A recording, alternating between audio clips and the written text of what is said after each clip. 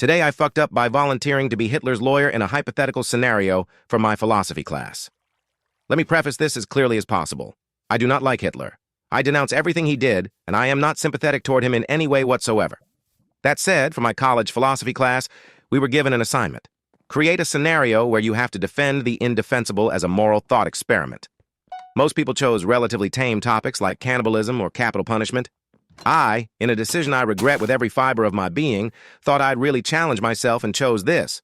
What if Hitler didn't die in his bunker and instead was put on trial at Nuremberg, and I was his defense attorney? Yeah. It gets worse. The idea was to explore morality, ethics, and argumentation under pressure. But the moment I shared my topic, the energy in the room shifted. Still, I pushed on, committed to the bit. My assigned opponent was a guy who, bless him, wasn't exactly the strongest debater. His opening statement was literally, "Hitler attacked the whole world. He fought the world."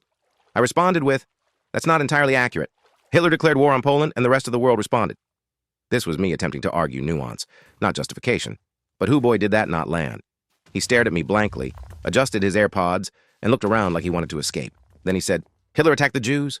And I, somehow, made it even worse by responding, "He tried non-lethal solutions first before the final solution." Yes, I immediately hated how that came out of my mouth. At this point, my opponent, now visibly emotional, said, "Dude, Hitler was fucking evil. What is your problem?" I answered, in full Nietzsche reading mode, "Evil is an abstract concept. It's not objective." And then, silence. A heavy, uncomfortable vacuum of joy, silence. The teacher finally broke it by saying, "All right, that's enough. We're moving on."